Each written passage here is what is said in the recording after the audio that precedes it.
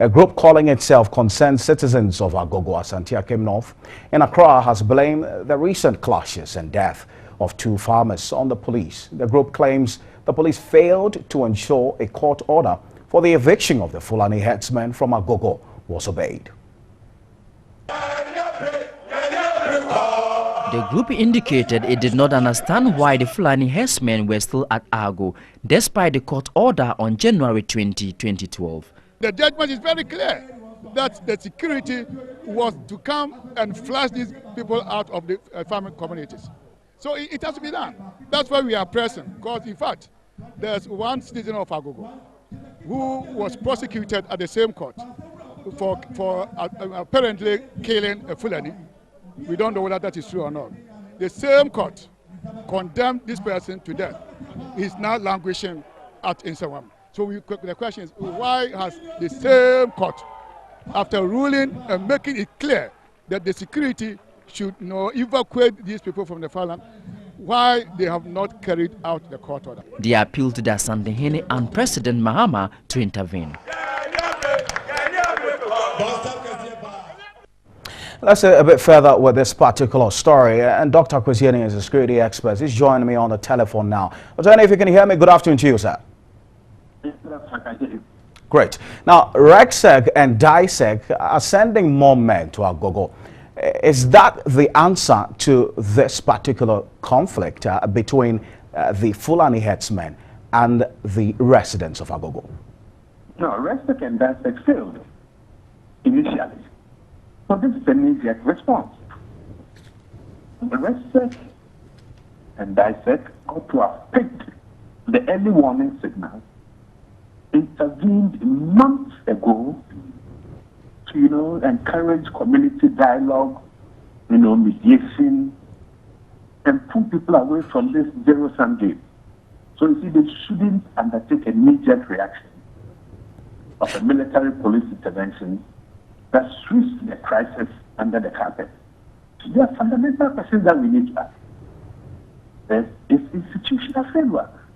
And I think the appeal to the president that I'm hearing is also that the president must assess the quality and effectiveness of DISEC and RECSEC in this particular case. You see, because they have both national and international ramifications.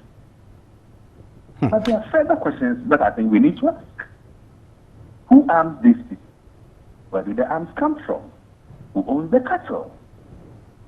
Okay? If we don't, then any military police operation is bound to fail in the long term. Now, so right, that's one critical question, issue that you're raising about who arm these people and how they're able to have access to arms.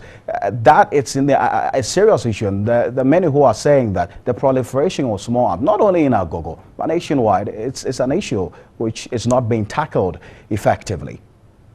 Well, it has not been tackled at all. The legislation is outmoded. There are about 2.3 million unregistered guns in Ghana, of which around 19% is in Ashanti region alone. So when we get media men and women reporting that farmers are now arming themselves and buying guns, it raises questions. First, about the intelligence and assessment failure.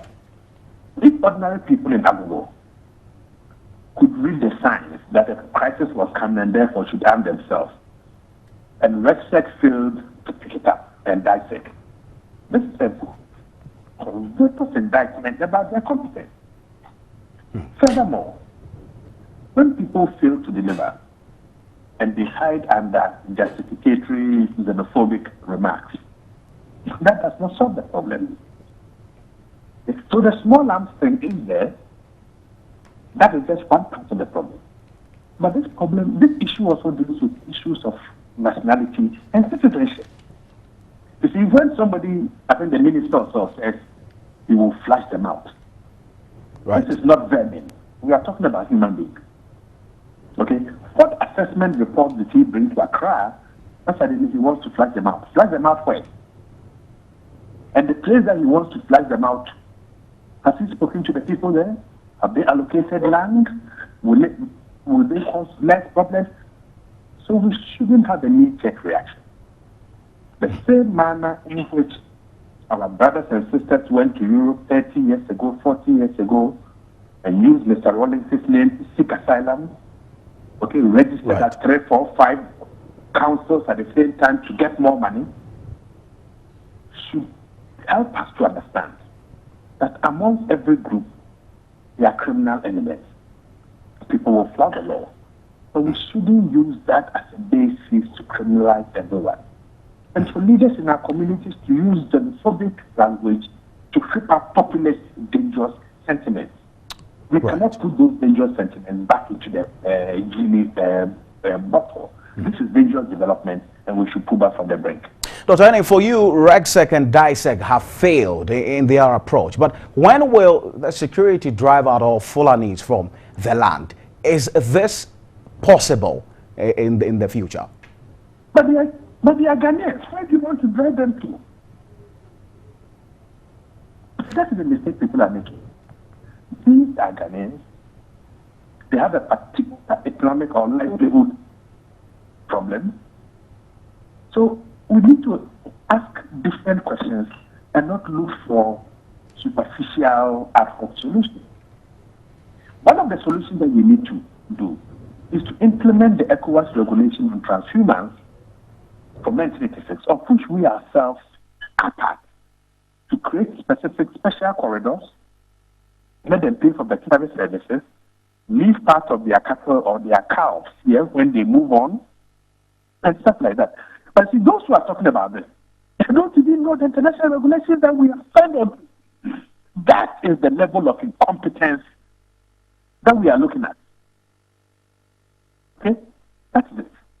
The failure is from the state side and not from the Fulani. Are we going to say, look, were we to disaggregate armed robbers in this country, one particular ethnic group will have more members? Do we say that all those ethnic group members are armed robbers? No. Now, Doc, finally, you talked about the implementation of the ECOWAS resolution on movement, and indeed, that protocol promotes free movement of people and goods within the 16-nation community. What this means is that nationals, as you related, of any of the 16 nations are permitted to cross each other's borders and reside for a maximum of 90 days without... That is not what I'm referring to. I'm referring to the protocol of free movement.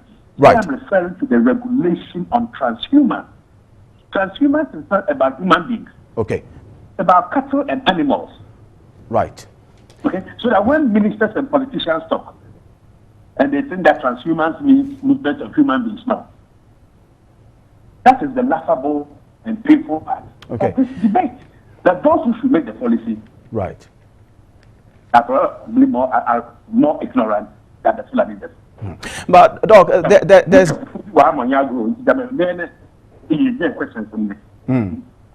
there's drought in the Sahel region, and it's worsening. This means that there are more herdsmen who probably will move down south. What exactly should be the approach in dealing with a development like this? That is not my fear. That is not my fear. Look, let's be realistic. My fear is that if we destroy people's livelihoods and we flush Ghanaians out because of a minor problem, we are laying the basis for potential recruitment by the Taliban and Islamic State. That should be our fear. The perennial drought from the Sahel, blah, blah, blah. That's not what this problem is about. Right. This problem is about we creating a basis for radicalization and recruitment. Doc, I thank you very much for your time this afternoon, and we're grateful.